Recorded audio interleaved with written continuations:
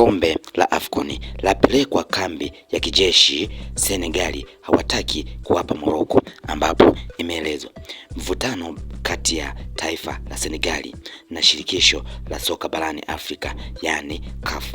umefikia hatua mpya ya kushtua baada ya kocha wa Senegali Pape Thiaw kuripotiwa kulipeleka taji la AFCON kwenye kambi ya jeshi kwa ajili ya usalama. Hatua hii imetafsiriwa kama ujumbe mzito na wa kijasiri kwa CAF kwamba taji hilo halitoki mikononi mwa Senegali hivi karibuni, licha ya shinikizo la kuitaka nchi hiyo kulikabidhi kombe hilo kwa Morocco.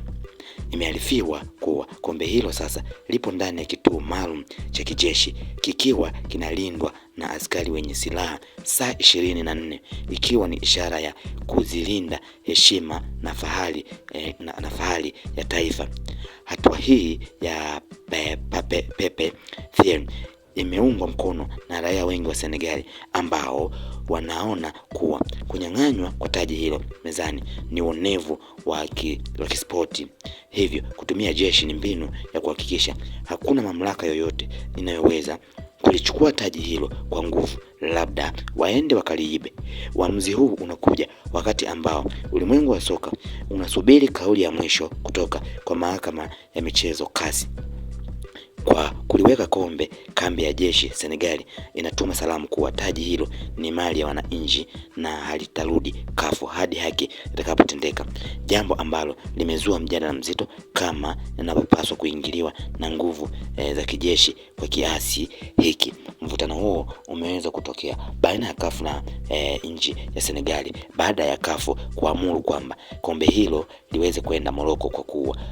Senegali waliweza kuvunja kanuni kwa kupoteza zaidi ya dakika 15 akiwa nje ya uwanja, lakini wakaamuru tuzo aliyepewa ya the MVP Sadio Mane iweze kurudishwa na apewe Brahim Diaz kama ndio mchezaji wa mashindano haya, hatua ambayo wengi wametafsiri kwamba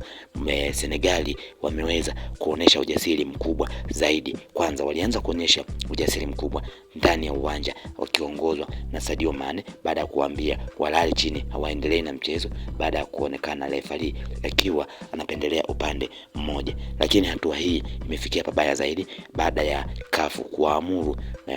Morocco walichukua hilo kombe badala ya Senegali, hatua ambayo wengi wameikosoa vikali kwa kudai kwamba CAF wanapenda sana rushwa, lakini wanaonekana kuipendelea Morocco zaidi kuliko timu ambayo iliweza kupambana uwanjani. Na hapo ndipo ambapo kocha wa timu hiyo ya Senegali akaamua kulipeleka kombe hilo kwenye